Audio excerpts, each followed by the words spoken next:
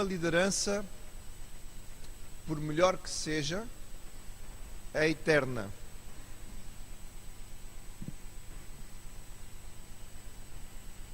E uma das marcas de um bom líder é ser capaz de preparar e orientar a sua sucessão.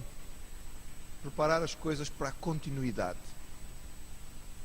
Quando o líder deixa de fazer isto, muitas vezes acaba por prejudicar um trabalho muito bom feito antecipadamente. Porque a continuidade é necessária e ninguém, nós todos sabemos isto, ninguém continua para sempre. Por outro lado, aquele líder que realmente faz este trabalho, e uma das funções da liderança, uma das mais importantes, é a preparação de novos líderes, evidentemente que nós vamos encontrar bênção para a continuidade. Em toda a Bíblia nós encontramos esta verdade expressa tanto pela positiva quanto pela negativa. A Bíblia nos dá ambos os exemplos. Mas é verdade que quanto maior o líder, mais complicada fica a questão da sucessão. E nós temos estado a acompanhar o ano passado, desde o início do ano, e eu prometi aos irmãos que íamos chegar a Canaã este ano. Ainda não chegamos, estamos quase lá. Estamos nas portas de Canaã, já vamos atravessar o rio, irmão. Calma, preparem os barcos.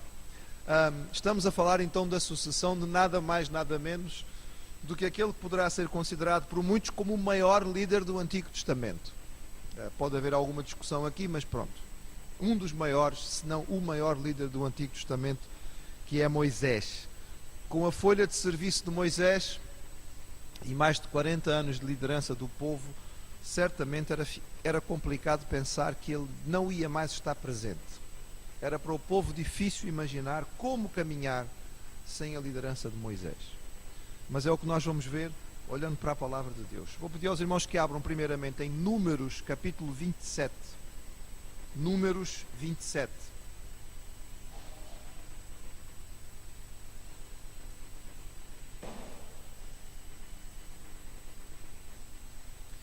E em Números 27, o versículo 12 em diante diz o seguinte: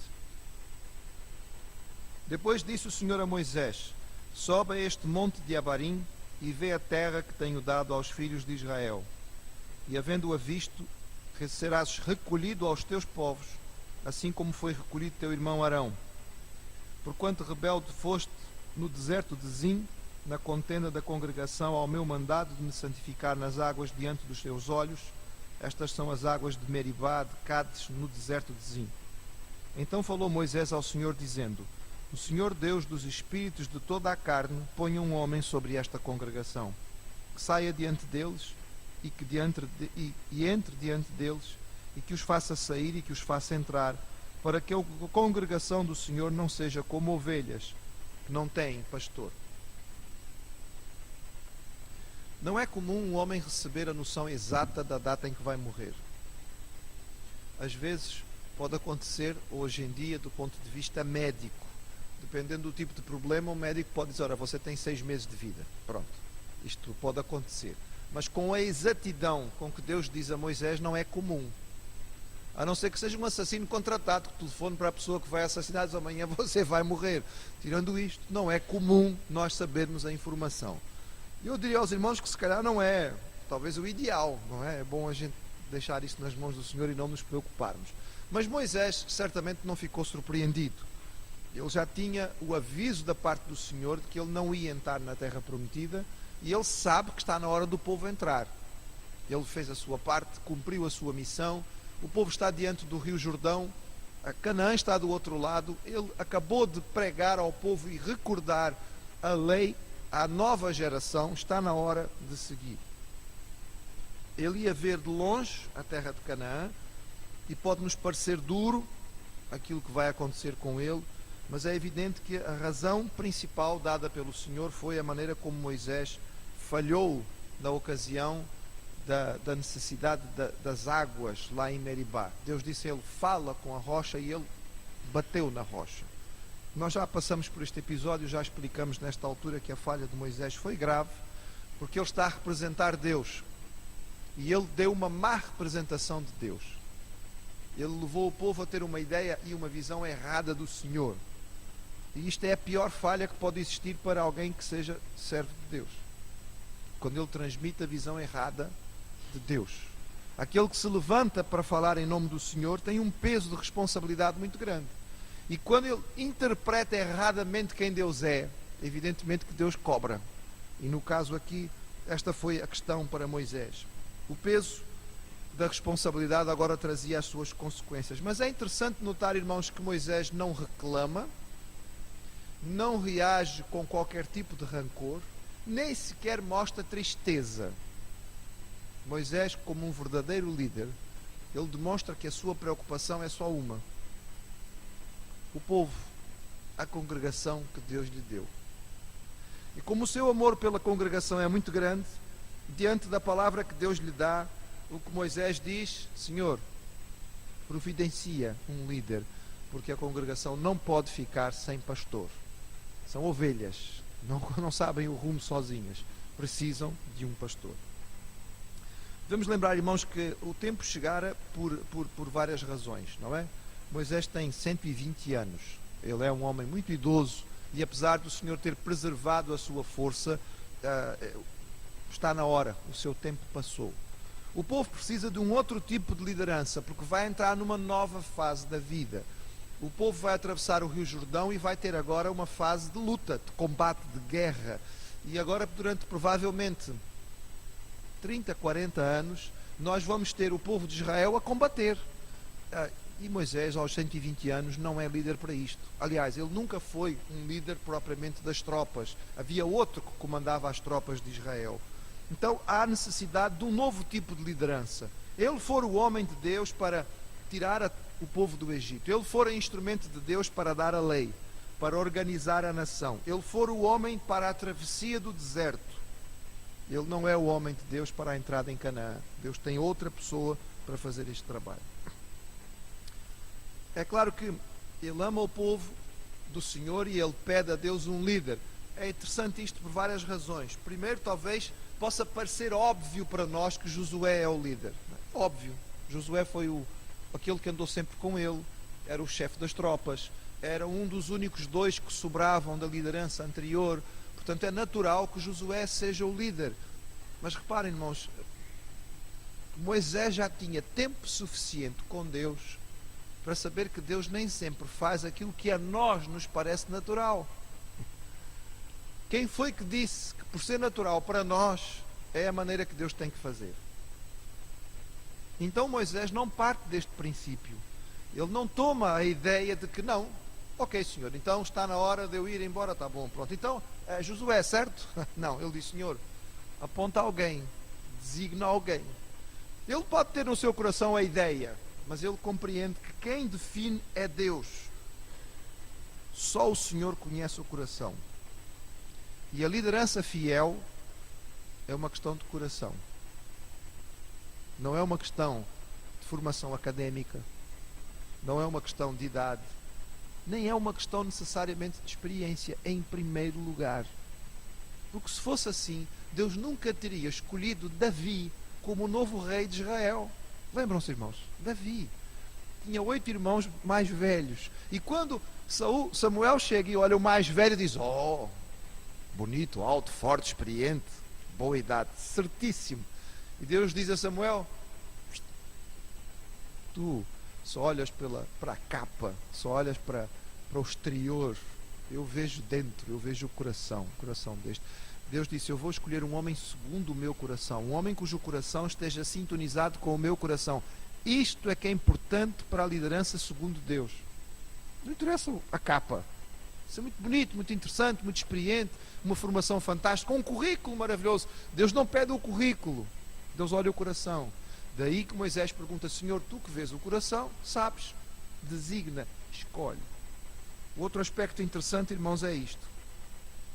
Arão, irmão de Moisés, já morreu e também precisou de deixar um sucessor. E o sucessor de Arão foi o filho. E Moisés também tem 2 filhos. Mas Moisés não fala sequer sobre este assunto. Nós não sabemos o que é feito dos filhos de Moisés, nós não sabemos sequer se os filhos de Moisés estão presentes junto com o povo. independentemente disto, podia ser uma pretensão dele, natural. Eu tenho um filho, eu gostava que fosse o meu filho. Não, ele não coloca essa questão e, portanto, isto é interessante para nós. No entretanto, antes que nós pensemos que, de alguma maneira, o Senhor está a castigar Moisés de uma forma muito severa, eu chamaria a atenção dos irmãos para algumas coisas. Primeiro, Moisés tem o privilégio e a alegria de ver a terra prometida antes do povo entrar nela. Ao contrário do que algumas pessoas podem pensar, não foi uma provocação. Deus não mostra a terra prometida a Moisés, tipo provocar: olha aqui, estás a ver que bonito, mas tu não vais comer. Não, não é nada disto, irmãos. É uma maneira de dar consolo ao coração de Moisés. Ele está a ver o fim da jornada. Ele vê aquilo que Deus prometeu. Ele confirma aquilo que ele disse ao povo várias vezes. Então isto é um consolo para o coração dele. Certamente que nunca seria uma provocação. Também o castigo não existe no sentido de que ele não é arriscado do povo. Pelo contrário, diz aqui, vais ser recolhido, vais entrar em paz, vais ter o teu descanso. E olha, irmãos, devia estar na hora, né? Ele já devia estar cansado da liderança deste povo durante tanto tempo. Povo rebelde, povo teimoso, povo difícil, povo complicado. Estava na hora dele descansar. E Deus diz: ok, vais, chegou a hora e tu vais poder descansar. Ele vai partir como o seu irmão Arão, e portanto ele sabe que vai partir na hora certa de Deus, tendo a satisfação de deixar um sucessor digno. E portanto tudo isto são consolos para Moisés. E assim como ele viu o seu irmão partir em paz, ele também parte em paz. O crente não olha para a morte com terror, mas olha para a morte como uma passagem para a paz eterna com o Senhor. E o texto continua e diz: então disse o Senhor a Moisés: toma para ti a Josué, filho de Num, homem em quem há o Espírito, e põe a tua mão sobre ele. Apresenta-o perante Eleazar o sacerdote e perante toda a congregação, e dá-lhe mandamentos aos olhos deles. E põe sobre ele da tua glória, para que obedeça toda a congregação dos filhos de Israel. E se porá perante Eleazar o sacerdote, o qual por ele consultará segundo o juízo de Urim perante o Senhor, conforme o seu dito sairão, e conforme o seu dito entrarão, ele e todos os filhos de Israel, com ele e toda a congregação. E fez Moisés como o Senhor lhe ordenara, porque tomou a Josué e apresentou-o perante Eleazar o sacerdote e perante toda a congregação, e sobre ele pôs as suas mãos e lhe deu mandamentos, como o Senhor ordenara pela mão de Moisés. O Senhor indica Josué porque sobre ele está o Espírito Santo. Lembremos, irmãos, que no Antigo Testamento nem todos os crentes recebem o Espírito Santo. Não é todo o povo de Deus que tem o Espírito Santo. Só aqueles que o Senhor seleciona. E o padrão daqui para a frente vai ser sempre este. Podemos dizer que o Josué será como que o primeiro dos juízes. É a transição para um novo tipo de liderança. O Senhor enche com o Espírito Santo alguém que coloca à frente do povo para vitórias militares que revelam a presença de Deus e a vitória do Senhor. Josué vai ser o primeiro. Ele tivera a experiência de andar com Moisés, ele tinha sido o líder das tropas de Israel. Nós podemos dizer que, de certa maneira, ele é a prata da casa. E ele é um exemplo que confirma um princípio bíblico. Líderes treinam líderes. Líderes preparam a nova geração. E nós encontramos isto sistematicamente. Moisés prepara Josué. Davi prepara Salomão. Elias prepara Eliseu. Paulo prepara Timóteo e Tito. Assim como Jesus preparou os seus discípulos. Este é um princípio claro. É natural, biblicamente falando, que o líder gaste tempo com os poucos que ele tem que preparar para a continuidade. Às vezes nós não entendemos. Para algumas pessoas, segundo o padrão mundano, Jesus tinha que ter gasto muito mais tempo com as multidões. Por que é que ele gastou tanto tempo com 12 discípulos? Por que é que ele gastou ainda mais tempo com 3? Até as crianças da escola dominical já sabem que Jesus gastou mais tempo com Pedro, Tiago e João no barquinho. Não só no barquinho, mas no barquinho também. Por quê? É um princípio bíblico, irmãos. É o princípio da continuidade e da multiplicação. Através destes, ele está a investir. O tempo que Moisés investiu em Josué não deve ter sido pouco, mas foi válido aqui na continuidade. É notório ver, irmãos, que o Senhor dá a Josué antecipadamente tudo aquilo que Josué precisa em termos de orientação. Primeiro, Josué vai receber a lei. E a lei vai ser a base para que ele possa se orientar. Mas também ele vai receber a ajuda do sacerdote, que tem acesso ao Urim e ao Tumim para consultar ao Senhor e informar a Josué como agir.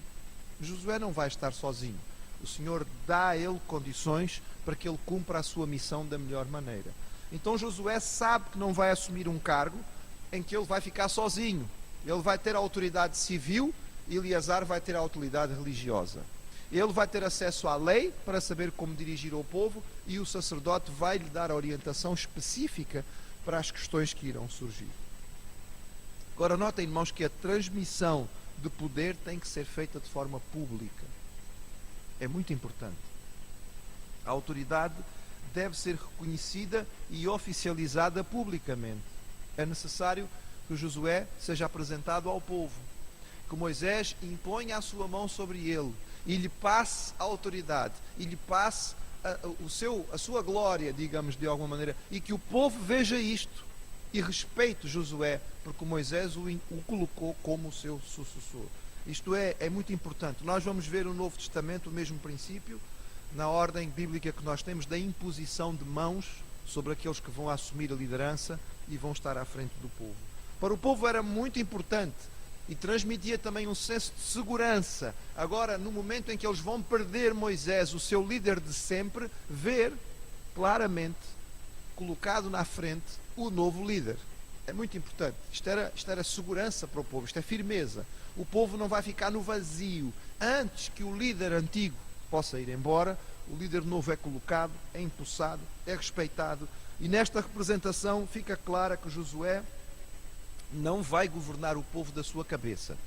Ele vai governar de acordo com a lei de Deus, que fora dada por intermédio de Moisés e que acabara de ser repetida ao povo, à nova geração de Israel, de forma exaustiva. E é isso que eu peço aos irmãos para verem, pulando para Deuteronômio 31.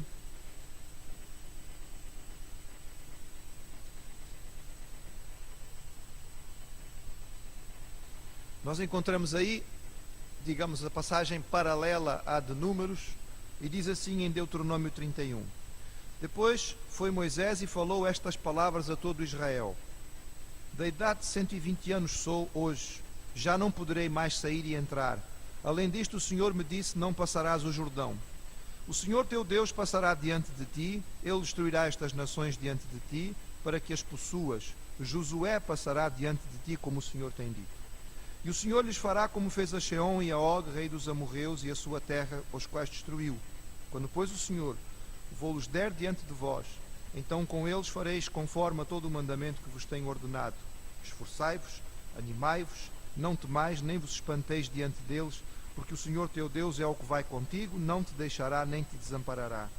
E chamou Moisés a Josué e disse aos olhos de todo Israel, esforça-te e anima-te, porque com este povo entrarás na terra que o Senhor jurou a teus pais lhes dar, e tu as farás herdá-la.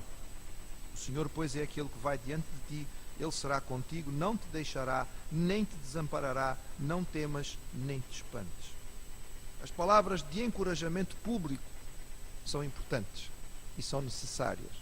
A lembrança daquilo que Deus fez no passado, neste momento de transição, é fundamental. Moisés acabara de lembrar à nova geração de Israel toda a lei que tinha sido dada. Claro que de forma resumida, mas ele fez uma apresentação de toda a lei em três mensagens, digamos, em 3 sermões ou discursos. Ele reconhece que não tem mais condições de ser o líder, mas então, ao se despedir, ele chama a atenção do povo com estas palavras de ânimo. Primeiro, o Senhor foi com vocês no passado e é o Senhor que vai com vocês agora. Vocês não foram vitoriosos por causa de mim, Moisés, mas porque o Senhor estava com vocês.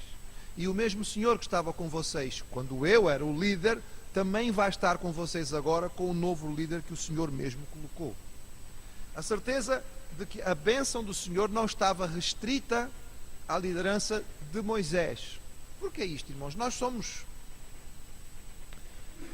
muito limitados e nós muitas vezes interpretamos erradamente e achamos que aquilo que está a acontecer tem a ver obrigatoriamente com a liderança A ou B. E por vezes, irmãos, as coisas são complexas. Nem sempre nós conseguimos entender. Há uns anos atrás, não sei se alguns irmãos acompanharam ou não, havia um pregador na televisão chamado Jimmy Swaggart. Era um pregador que arrastava multidões, enchia estádios. Ele tinha programa de muitas horas na televisão americana que custavam fortunas impressionantes. Era um homem que pregava na palavra do Senhor e ele pregava com uma força, um vigor. E naquele tempo, eu lembro-me que eu era seminarista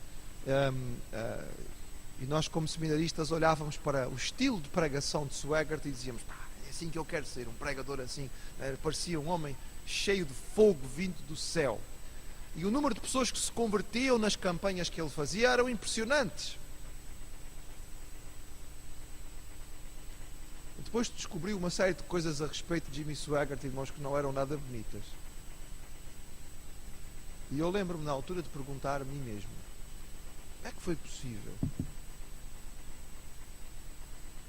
Nós não estamos aqui de forma nenhuma tirando a necessidade e a importância do servo do Senhor ser submisso para poder ser instrumento. O que estamos tentando dizer aos irmãos é: os servos do Senhor para a obra são meios. Meios. E o meio não é nem a fonte e nem a causa. A fonte é o Senhor. A causa é o Senhor. O servo, quando muito, é um instrumento. Repito, é claro que é necessário que o instrumento esteja nas mãos do Senhor. É claro que se o instrumento estiver bem afinado, ele vai ser melhor. Mas a Bíblia diz que até as pedras clamam. E o Senhor usa quem Ele quer, na hora que Ele quer. Ele é soberano. Moisés tentou que o povo entendesse que a vitória que o povo tinha tido até ali não tinha sido por causa de Moisés. Moisés foi um meio fantástico, mas ele era só o meio. E o fantástico tinha a ver mais com a fonte do que com o meio. E sempre será assim. Mas Moisés também é sábio, lembrando o povo das vitórias recentes. Eles tinham derrotado os reis na região de Gileade, Sheon e Og, eram reis guerreiros famosos, tinham sido conquistadores daquela terra. Israel não tinha experiência de guerra e, no entretanto, derrotou completamente estes dois reis. E isto era uma ajuda a lembrar: olha, assim como vocês foram vitoriosos, em circunstâncias que pareciam tão complicadas, da mesma maneira o Senhor vai continuar a ser com vocês. A bênção pública dada ao novo líder, que o povo já sabia quem era e que o Senhor tinha designado, era algo fundamental. Era muito importante para o povo ver o líder antigo abençoando o novo líder, para perceber que realmente o Senhor estava com eles, o Senhor estava a abençoar e o Senhor ia protegê-los. Ainda no capítulo 31 nós lemos assim, verso 9: E Moisés escreveu esta lei e a deu aos sacerdotes, filhos de Levi, que levavam a arca do concerto do Senhor, e a todos os anciãos de Israel. E deu-lhes ordem Moisés, dizendo: ao fim de cada 7 anos, no tempo determinado, no ano de remissão, no ano dos tabernáculos, quando todo o Israel te vier a comparecer perante o Senhor teu Deus, no lugar que ele escolher, lerás esta lei diante de todo o Israel aos seus ouvidos. Ajunta o povo, homens, mulheres, meninos, estrangeiros, que estão dentro das tuas portas, para que ouçam e aprendam, e temam ao Senhor vosso Deus, e tenham cuidado de fazer todas as palavras desta lei.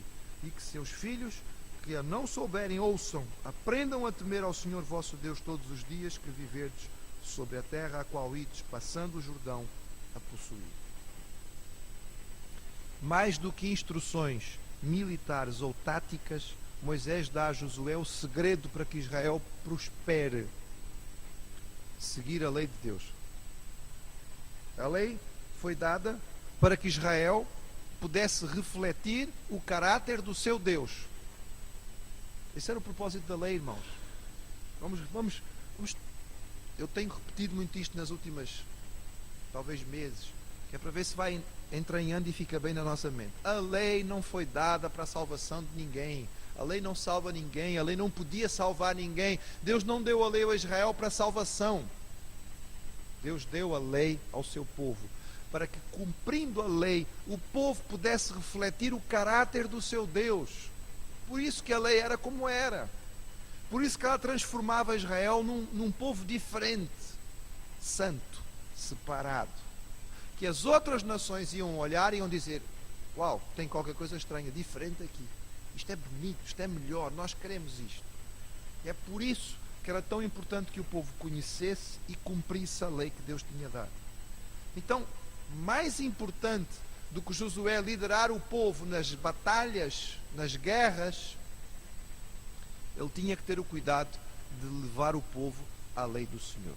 E nós vemos aqui que o povo tinha que ouvir a lei, não é? A cada 7 anos o povo seria trazido, a cada 7 anos, o ano sabático, o ano em que a terra descansava, o ano em que o povo tinha mais disponibilidade. Eles tinham que se juntar. Na época da festa dos tabernáculos, que demorava 7 dias, era tempo suficiente. Juntarem-se junto do tabernáculo para ouvir a leitura da lei. Não sei se os irmãos perceberam ao ouvir o texto, mas não era só os homens. Os homens, as mulheres, as crianças e os estrangeiros. Mais uma vez, a lei de Deus era completamente diferente das leis dos outros povos à volta. Nenhum povo à volta de Israel tinha esta preocupação. Mas a lei não era só para alguns, era para todos. Não era só para os líderes, era para todo o povo. Não era só para os homens, era para as mulheres também. Não era só para os adultos, era para os jovens e para as crianças. Não era só para Israel, mas até para os estrangeiros que morassem entre eles. Porque havia muitos pontos da lei que falavam a respeito dos estrangeiros. E isto era fundamental. O povo tinha que parar para ouvir a lei. Não havia cópias da lei em todo o lado. As pessoas não tinham Bíblias em casa. Era muito restrito o acesso ao material para escrever. Então daí que o povo tinha que se juntar a cada 7 anos para poder recordar a lei, porque senão esquecia-se. Mas tinha que entender a lei. E fala aqui sobre aprender. Só ouvir não seria suficiente. Então nós lembramos que em vários episódios o que acontecia era que o povo se juntava para ouvir a leitura e depois os levitas, os sacerdotes, entre o povo, explicavam o sentido da lei. Nós lembramos, por exemplo, aquela ocasião em Neemias em que há o grande ajuntamento. E enquanto eles estão ali, a lei está a ser lida e em locais estratégicos estão os sacerdotes. Lê-se um bocado da lei e o sacerdote explicava ao povo. Lia-se mais um bocado da lei e o sacerdote explicava ao povo.